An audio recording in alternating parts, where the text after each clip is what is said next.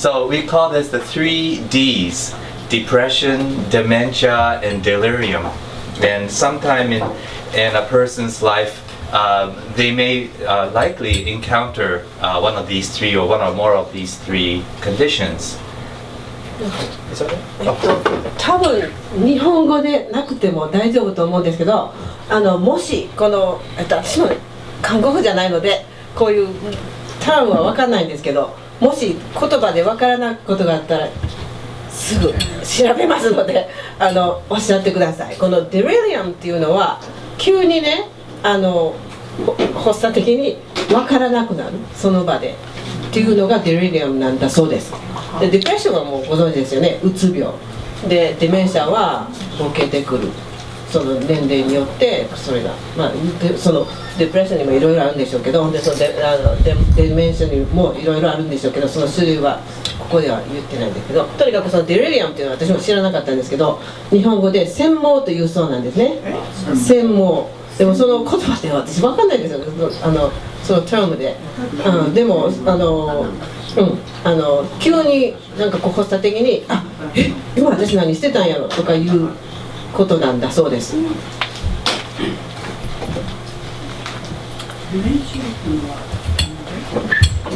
Okay, so what I like to my objective or my hope is that with this talk, you will be able to identify these conditions so that proper evaluation and treatment can be made,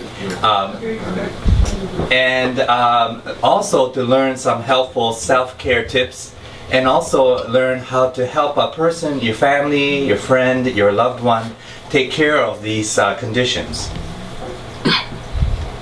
So the first topic is depression. What is depression? It's an illness that affects how a person feels, thinks, and acts. And people who have depression can have less energy, lose interest in daily activities, feel sad and irritated for a long time. It's not like I feel sad today, and some people use the term I feel depressed. And that's an accurate term, I feel depressed. That's a state on how you feel. But depression is a condition that lasts a lot longer and affects how you act. You stop taking care of yourself. You stop going out. Things that used to give you lots of pleasure do not give you any more pleasure anymore. You stop taking care of yourself by not bathing, not taking your medicines, not eating properly. Making unwise decisions. Those are the things that negatively impact a person's life based on from how the person feels and thinks is depression. Okay, so it's everybody has down days. Some people may take a while for them to come back from a bad event or bad news, but that does not necessarily mean depression. Okay. But the condition depression is a common problem. It affects 1 in 15 adults in any given year. And sometime in a person's life, 1 in 6 will experience depression. Okay, and we talked about depression, that it is different than sadness or grief. If a family member dies and the person takes a year to recover, that's natural, healthy bereavement. It's not depression. Okay? So when we try to see if the person has the condition called depression, there's 2 common symptoms, and we ask these questions sometimes to screen people, especially those people who are having a hard time with their medical health conditions. Do you feel sad or hopeless nearly every day in the last 2 weeks? If the person says no, then we can assume that that person does not have that condition. The other question is, have you lost interest in getting pleasure from most activities that used to give you pleasure in the last 2 weeks? Then if the person says yes, then we ask other questions. Do you eat or sleep more or less than usual? Do you feel tired all the time? Do you feel unworthy? Do you feel guilty about yourself? Do you have a hard time concentrating on when you read things or when you're watching television? Do you feel like you have a hard time concentrating? Do you have a hard time making decisions? And if the person has significant responses to this, then the question that's important is if the person has thought about dying. I don't care if I lived or die tomorrow. Or I have actually thought about committing suicide. That's a very serious condition that requires prompt intervention of some kind. A lot of people feel that depression is a weakness of character, and that's not the case. It's a medical illness that's caused by biochemical changes in the brain. It's just like any other medical illness. It should be looked at objectively. Treatment should be tailored to that person's condition, and you should expect that person to recover. And that's what we should be looking at. And so a lot of people feel guilty and they don't want to seek help. Other people receive inaccurate recommendations and advice, well-meaning advice, but still a little bit off. They really should be looking at this as a health illness. Things that contribute to a person having depression. It could be there could be family history. It could run in multiple families. Stressful life conditions, health diagnosis. I was diagnosed with cancer and now I'm depressed.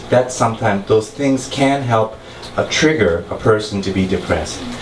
It's interesting that some people that I see, I'm sure you see too, tackle very, very tough situations, life situations, and they don't ever seem to be depressed, where other people, similar condition can keep them from recovering and they become depressed. So there is a difference, and we should look at like a medical illness. So, any questions so far? Please raise your hand if you have any questions, okay? How is it treated? So, there's two methods. Counseling, we call that psychotherapy or talk therapy, and there are medicines. Remember, it's a biochemical problem in the brain that causes people to become this way, and there are medicines that can help. And also, talk therapy, the psychotherapy or counseling, they are very effective as well for mild to moderate conditions. They work very good, but it takes a lot longer for a person to get better. So a lot of times, a lot of health professionals recommend both, starting both ways of thing at the same time. A lot of people don't seek help because they think that they can get better on their own. Many times they can, many times they don't. But with treatment, 80 to 90% of the people will recover very, very well. And even if they're not in that 90%, treatment will make a big difference in improving their well-being. Medicines. If medicine is recommended, it usually takes about 3 weeks for them to even start to notice an improvement. And it may take 8 weeks or so for them to stabilize on that medicine dose. The recommendation is to be treated for at least 6 months. Do you remember the biochemical changes?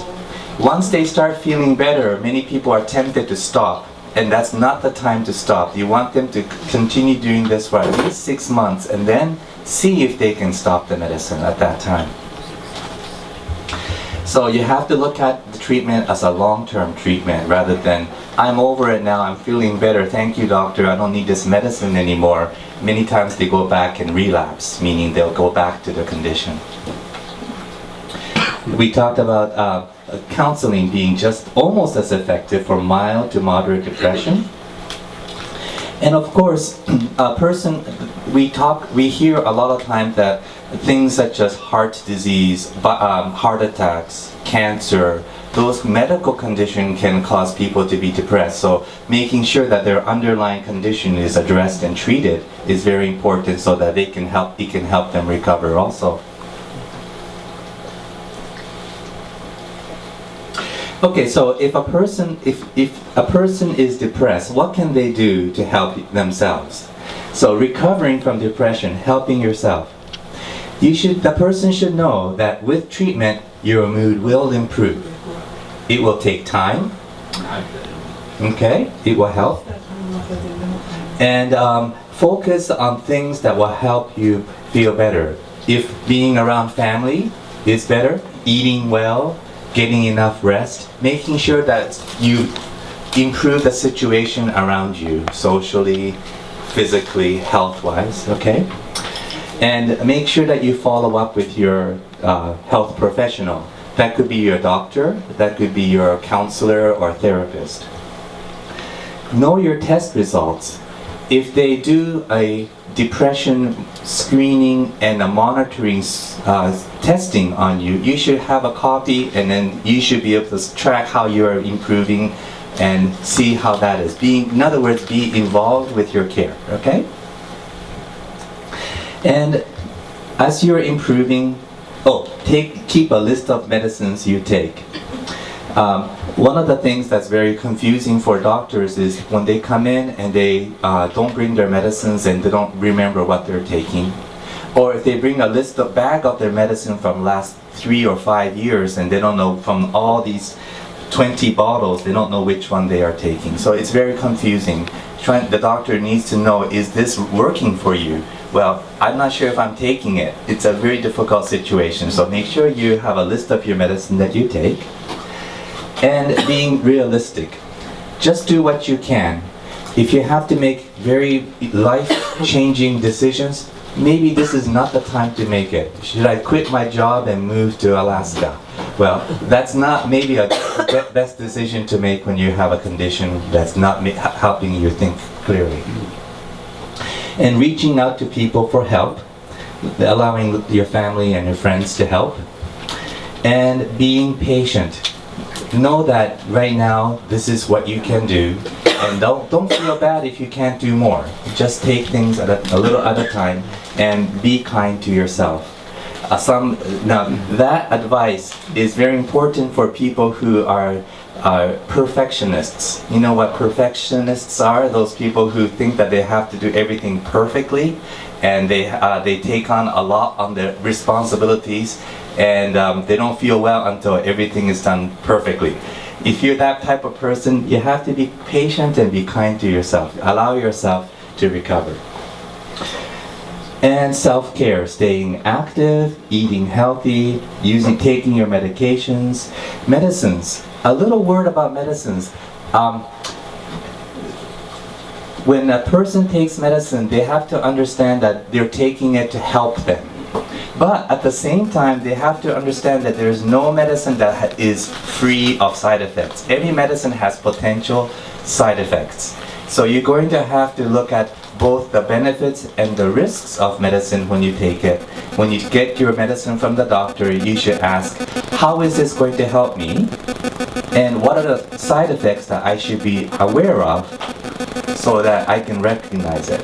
And then if you do have problems, side effects from the medicine, talk to your doctor about it, okay? It might be a simple correction, a dosage change, but a lot of times people just stop the medicine and don't tell their doctor for 3 months. So it's good to let them know, let your doctor know if you have any side effects. If you know someone that has depression and then you're wondering, what can I do to help that person? Help the person get treatment and stay with the treatment, and support them and encourage them, and help the person have and keep good health habits. Okay, the one that we talked about eating, sleeping, exercise, staying active, all those things are helpful. And then as a caregiver, if you're the caregiver, you have to take care of yourself, because if you get sick, then you're not helping your loved one. And if you get stressed, then you're not effective in taking care of your loved one. So taking care of yourself as a caregiver is very, very important too. Okay? And sometimes this depression can have flare-ups. What I mean by that is that sometimes there could be a time where a person's depression gets very bad and they're in a crisis. It's good to have telephone numbers, especially we talked about suicide, thoughts about dying. Those are disturbing things to think about and talk about, but if it does happen, you should have a hotline that you should have so you can call to get help right away. And in Canada, there is a national suicide prevention service, and also one specifically for people under age 20. So that I found very easily on the internet just yesterday. So that it is available, and if you are a caregiver, if you do have depression yourself, then you should have these numbers. Okay, changing to the second D is, yes? I just have a question. Has there been any finding that implicates a lack of proper nutrition in contributing to depression? There's a lot of conditions that medical and health conditions that develop into that will increase the risk of mental illness in general. Anxiety and depression, yes, but I'm not sure if there's any specific type. If a person has severe malnutrition, then depression could be one of the many problems. But I am not sure of exactly specific type. Now, a person who goes to a clinic and it says, I'm very depressed, many times a doctor will do a basic medical evaluation to see. So if the person has diabetes, for example, that they have not detected, and their blood sugar is very, very high, and it's been undetected for many, many years, then that person could have depression that could improve once the blood sugar and the condition improves. So there are underlying medical conditions that can improve, but specifically for depression and nutritional deficiencies, it's hard to know. It's hard to know. Have you heard anything? Well, yeah, there is talk that a lack of B vitamins. B vitamins. Lack of B vitamins, because the B vitamins nourish the central nervous system. Mm-hmm. And so if there's a deficiency, a lack in the B vitamins, it could be affecting the brain. This is what I'm hearing. That's true. That's true. Yeah. And so I think it's purposeful to mention preventative measures as well. I mean, you said it's a brain chemical imbalance, but the approach always seems to be, okay, we'll treat the symptom, but not the underlying cause. So I think it's a good focus to talk also about the underlying cause. That's true. And start there. Overall well-being and taking good care of yourself can help prevent. You talk about exercise, getting enough sleep. There's sleep deprivation. We can talk hours about sleep deprivation and what kind of health effects it has. And depression is one of them. But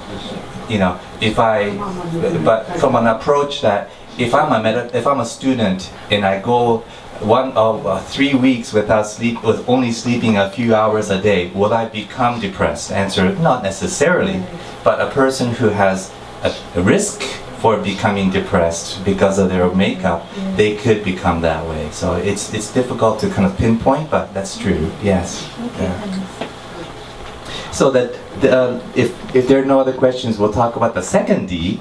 It's called dementia, and that's a medical term, but it's also known as confusion state or loss of memory. It's a loss of mental skills that affect your daily life.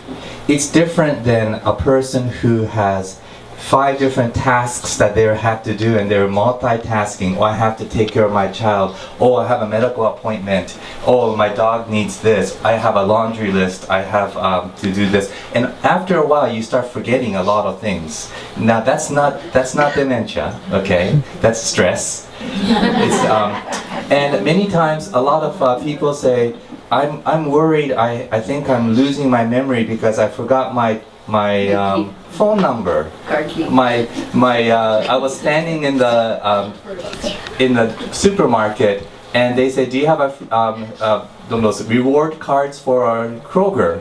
And I said, "No, but I can tell you my phone number." She goes, "Okay," and she starts putting in a phone number, and I stop, and I say, "What's my phone number?" And I forgot. Like right at that moment, I could not recall my phone number. Well, I was wondering, am I getting dementia? But, those things, that's not dementia, okay? Dementia is a gradual loss of mental skills that affect your daily life. That has to have a negative impact on your ability to function on a regular daily basis. Okay. As we get older, our ability to remember and learn new things decline with age. That's normal. That's not necessarily mean that person has dementia. Okay, that's it. Okay. Its onset is usually gradual. Unfortunately, this is not a rare condition. If you're over 65, about 5% of us will have it. And if you're over 85, 35 to 50% of us will get it. So that's a sobering, not a very good news. Yes, yes. What's the difference between dementia and Alzheimer? Yes, we'll talk about that. Oh, okay. That is the next couple of slides. Yes. So if a person is being evaluated for dementia, they will usually come with a family member. It's the family member that detects and notices this, okay? And they will be concerned. This is, I know, my husband, my wife, or my mother, they are exhibiting these symptoms. I'm wondering over these years, and I'm wondering whether the person has Alzheimer's or dementia. And so it's usually brought by a family member. Usually the person themselves will not come because they are resisting. They say, "I'm okay, I can take care of myself." Now, we talked in a previous conversation about depression. Depression can cause forgetfulness, and they will come themselves will come to the doctor and say, "Doctor, I think I'm forgetting things. I'm worried I have dementia." And then they usually many times will uncover depression rather than actual dementia. They don't have dementia, they have depression. But usually people with dementia are brought on, noticed, detected by family members. Okay, that's sometimes helpful to know if the person has dementia. Okay, so they will have problem or decline in one of these areas. Retaining new information, usually noticed by a family member. They can remember their high school, they can remember their high school teacher, but they can't remember something from last week. Okay, they have a hard time remembering new things, retaining new things. Difficulty finding words. When they're talking and they stop and go, what's that thing I want to say? What is that thing? That word finding, difficulty finding that word is also another characteristic. Reasoning, difficulty reasoning, unable to cope with unexpected events. If something minor or major happens, then they have to find a solution to that problem. They have a hard time kind of thinking through and to know how to solve this problem. Getting lost in familiar places. This is very disturbing because sometimes we see people who are found by neighbors and police wandering the streets because they don't know where their home is, and they're just around the corner and they forgot. Okay. Many times the family members will quietly take the keys away, the car keys away, so that kind of thing. handling complex tasks such as balancing a checkbook, managing your own home finances sometimes is difficult. And changing behavior such as episodes of anger or aggression, increased suspicion that is not reasonable. You know, I think a friend of mine,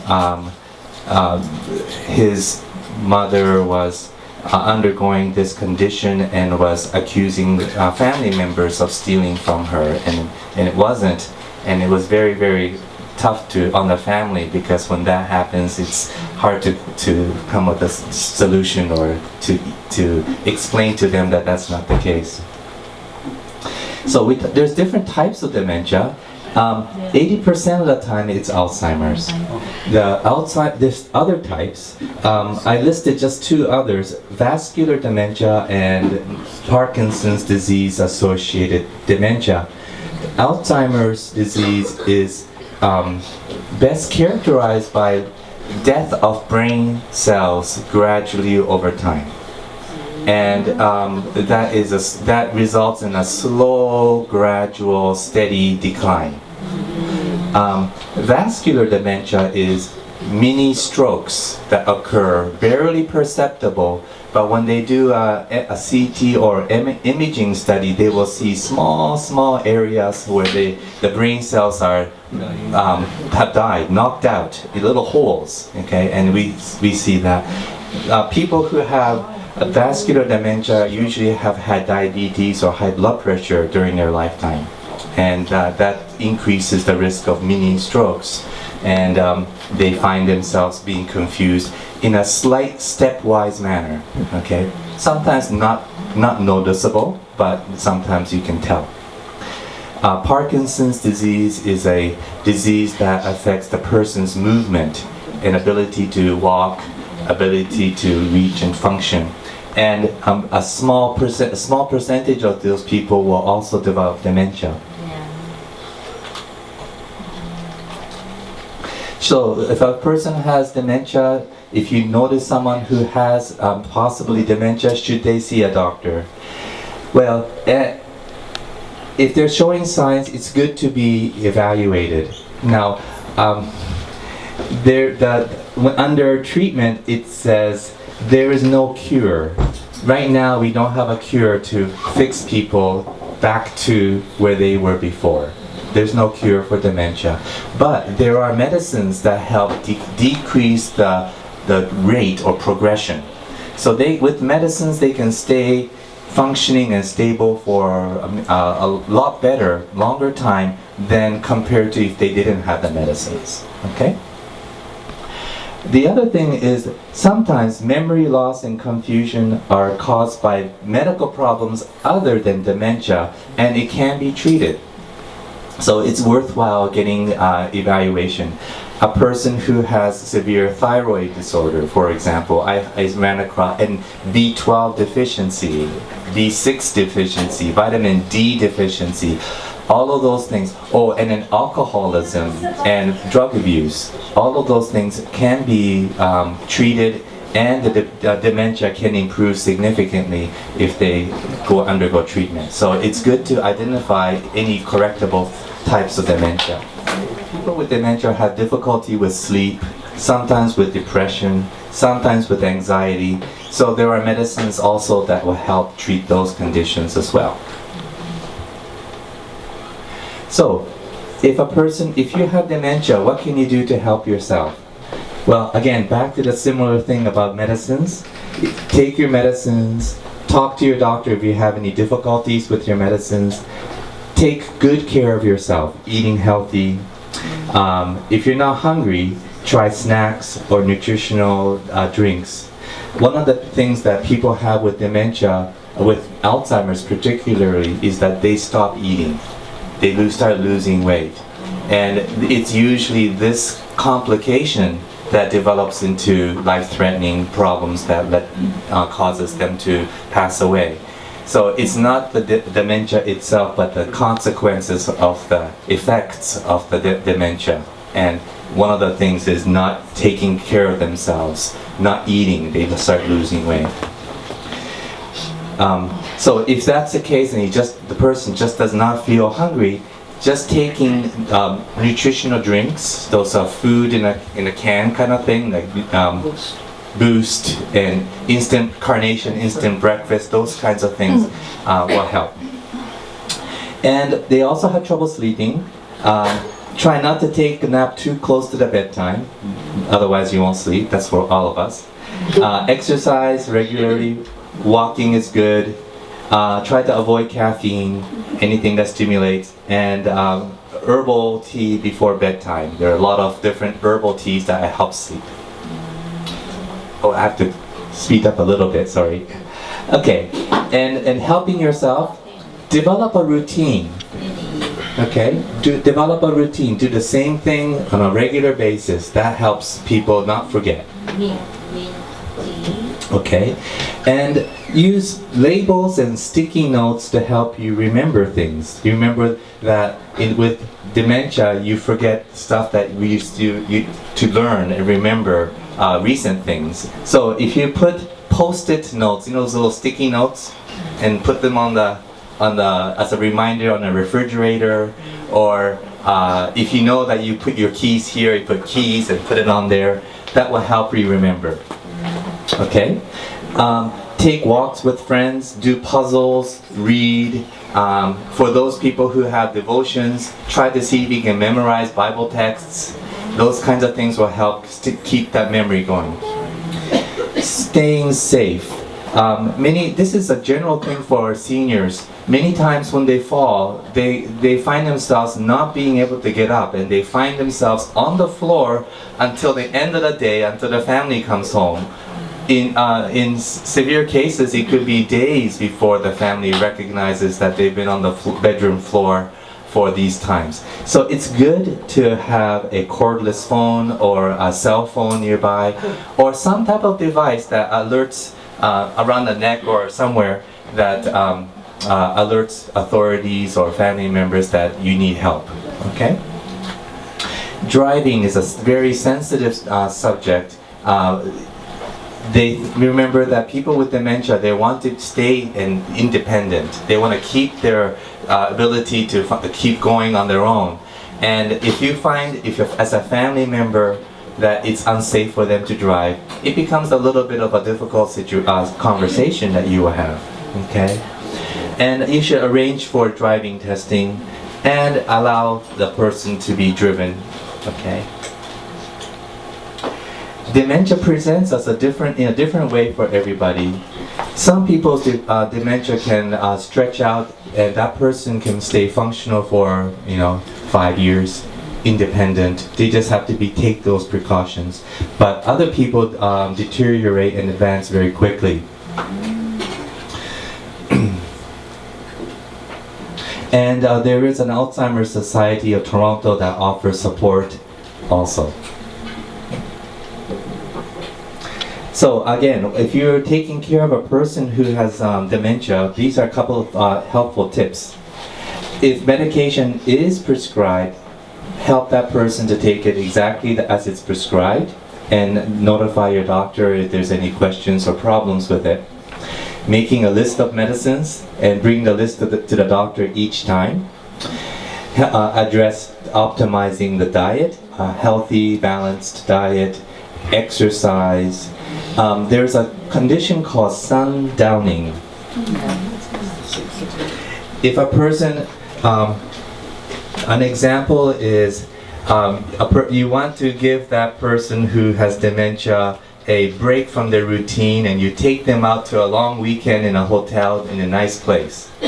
That person who has dementia will find that unfamiliar situation, unfamiliar surroundings, and that person can get more confused. And that confusion is called sundowning. Usually occurs around the evening, our evening time, when it's time for bed and everything becomes unfamiliar, and that's how the term sundowning is used. Okay, so that's one of the things that people should be aware of.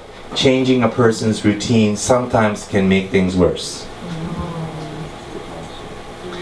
Okay, and then you have to be patient. And the other thing is respect the person's wishes to stay independent. They don't want to be told that then they can no longer take care of this or make their own decisions. It's hard. So allowing them to make their own decisions within the safe confines as long as possible would be helpful. Okay? And keeping a safe home environment. Sometimes people don't forget to turn off the stove. So you have to keep a safe environment, keeping a close supervision. And the medical alert jewelry, the ones that people wear around their neck and they can push if they have any problems or something, is important. Especially if the person is type that likes to explore and be adventurous still and they're wandering around the neighborhood. Sometimes they may find themselves lost, and it's good to have some type of a device to call for help. The third D is delirium. Delirium is a sudden change in a mental condition. The other term is called acute confusional state. All of a sudden, the person becomes more confused. Now that's different than dementia. That dementia is remembering things and forgetting things. This is, I don't know what day it is. Who is this person next to me? You know, that's a confusion, right? That's acute confusional state, and that's what we call delirium. Okay, it leads to confusion, unusual behavior. Okay, and we don't say delirium is a disease, because there's an underlying problem that's causing this problem. So it's a set of symptoms that we see that that person has delirium. So the next thing we should be thinking about is what is going on with this person that's causing delirium. Okay, so we don't leave people in a delirium state saying, oh, that's just the way they are. We try to find and correct the underlying problem. Okay, if a person has delirium, it could happen within hours, or it can happen within few days. It can slowly become that way. It all depends on the problem, the underlying problem. And the person can get better, then get worse, then better, then worse. So it can fluctuate up and down as well. Some of the symptoms that they can have is short attention span, confusion, not knowing where you are, what time it is, or who others are. Hallucinations. That means if you see things, then hear things that are not there. You know, we have people saying there's a neighbor yelling and banging at the door. Well, that person is living, you know, in a farm. There's no neighbors. It's that kind of thing. Delusions, believing things that are not true. We used to think that Donald Trump will never become president, but that happened, so I can't use that example anymore. But believing that the things that are not that are true but not true. Okay.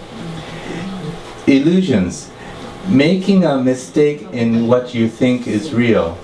If you think, oh, my child is crying, look at him, he's crying, and it's not. It's a pillow sitting on a sofa. That's an illusion. They can't identify that this is a pillow, and they think it's a child. Disorganized thinking, not making any sense. You know, person used to be you can carry a conversation, all of a sudden the conversation turns, next day the conversation is very different. They're not thinking straight. That's another thing. They could know what time it is and all this thing, but this particular part of the thought is completely off. That sometimes happens. So we talked about finding the underlying cause and treating it. And these are just a few examples, okay? Dehydration. Seniors get dehydrated many times. When it gets hot, they don't sweat.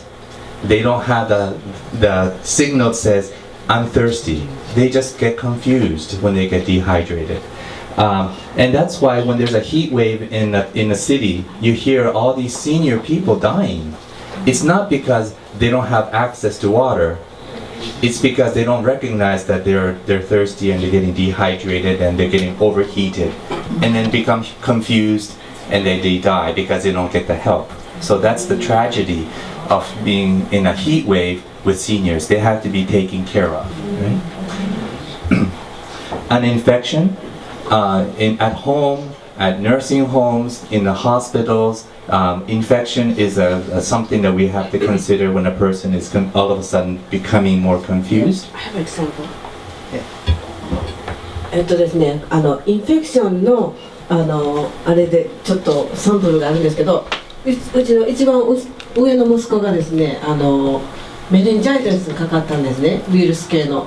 その時にそのシンプトムがですね、この多分デレリアムだったと思うんですけど、そのフィアンセがすごくジェイソン頭痛いって言ってるんですね。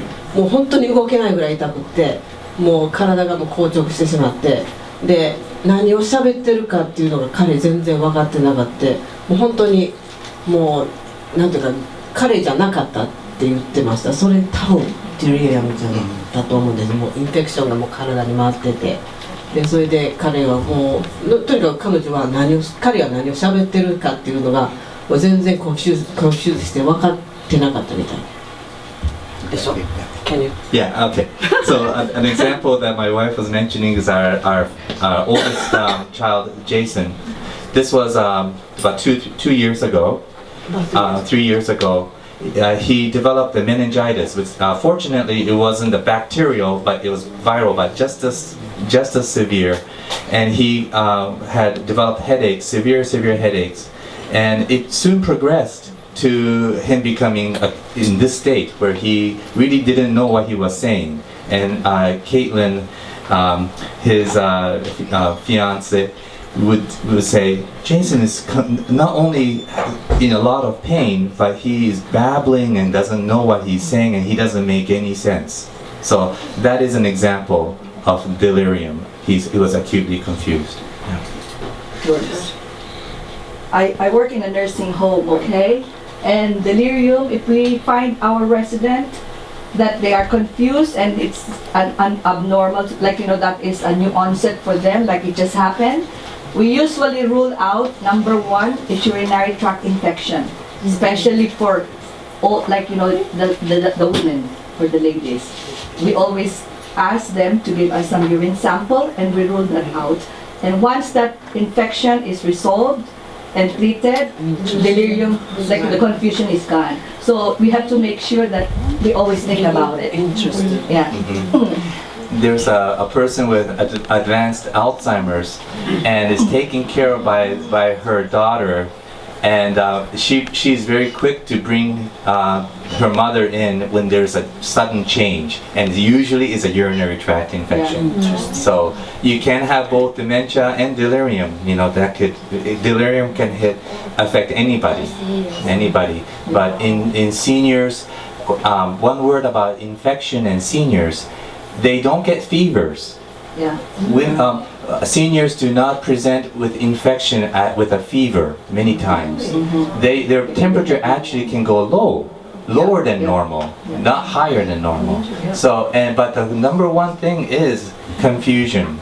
That's the first symptoms that a person should be aware of when they have confusion. Is could that person have a fever, or not fever, but an illness or infection? Or pneumonia. Yeah, pneumonia is yes very common in elderly. They don't cough either. Yeah. They don't No cough. fever. Yeah, no That's for fever, sure. no cough. So it's very difficult sometimes to find. Okay, a medicine or combination of medicine can cause acute confusional states, and there is a long list of medicines that you probably are taking right now that to some people can cause acute confusional states too. So it depends on individuals. If your family has took atenolol, let's just put one example. It's a common blood pressure medicine. If a person, if your family member was told that caused them to have acute confusional state, the likelihood is that it's not going to cause the same effect on you it just depends on the individual. So it's not one of those ones that you should avoid forever, but the person who is affected should not take it anymore. Also, combination, interaction with medicines can cause this. By itself may not, but would combine with other medicines can cause a delirium as well, confusion. Sometimes over-the-counter medicines, antihistamines. You know what antihistamines are? Benadryl. And a lot of seniors take this to help them sleep. It's the sleeping pill cheap sleeping pill of choice for elderly people, and it's not safe.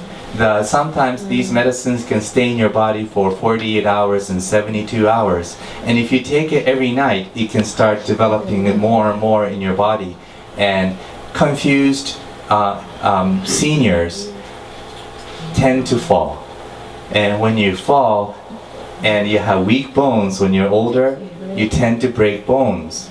And one of the most serious, devastating things that can happen to a otherwise healthy, independent living a senior is to break a hip, because the likelihood of that person going back to that same independent, healthy lifestyle is about 50%. That person might most likely end up in a nursing home because they won't be able to take care of themselves. And that's a devastating thing. So you want to do everything possible to prevent falls if you're an elderly person, a senior person, okay? So medicines is one of the contributors to increased risk of falls. So that's one of the things that you have to talk to your doctor. There's in the medical field, there's a long list of medicines that's on a list called high-risk medicines in the elderly. Those are high-risk medicines, and you should try to use an alternative if at all possible, because that increases the risk of falls. So that's just a little side message, but anyway. A withdrawal of medicines, withdrawal of alcohol. Someone's abusing alcohol and they decided that they're going to stop. They don't realize that stopping suddenly can cause delirium, and many times they get in a very, very sick state when they do have withdrawals from alcohol and other drugs. Okay, metabolic imbalance, diabetes. We sometimes see people with blood sugars, very, very high, and with confusion. And I'm not sure if anyone has any family members with diabetes that had complications like that. Their sugar can be very high, or many times their sugar can be very low with insulin reaction. So their sugars can be so low that they can completely get confused. Undertreated pain, the last thing. Some people who live with very severe painful conditions, if they forgot their medicines and they really need strong medicines to treat their pain, for example, cancer pain, those people who run out of their medicines, they can have acute confusional state just from the undertreated pain. Okay. Delirium actions to take. You should contact your doctor and obtain prompt evaluation. You should consider this as an urgent condition. You should not call your doctor and the doctor says, the staff says, I can get you an appointment in 2 weeks. Is that okay? Answer is not, it's not okay. Okay, if that's not possible, then you should take that person to emergency room to find out what's going on. If the doctor should give you an appointment that same day, if not, then they should go to the emergency room, because you want to be able to correct the underlying problem. The underlying problem could potentially be very serious and life-threatening. Okay? Okay, so just in summary, I want you to remember three. If I gave you lots and lots of information, no one we can remember everything, but three things I want you to make sure you take home. The first is depression. It's a medical illness. It's not a weakness of character. It's not you just develop bad habits and this is what happened to you. That's not the case. It's a medical condition, and treatment is available and effective. Second point, although there's no cure for dementia, there are ways to help manage this condition to optimize a person's quality, safety, independence, and things as you care for them. Third, delirium is urgent and requires evaluation promptly. So please don't say, "Oh, my son, my family is confused today. What else is new?" No, you have to go get that evaluated. Okay. So, any questions? We covered a lot, but I hope that was understandable to. Yes. Okay. Thank you. Okay. Thank you. Thank you.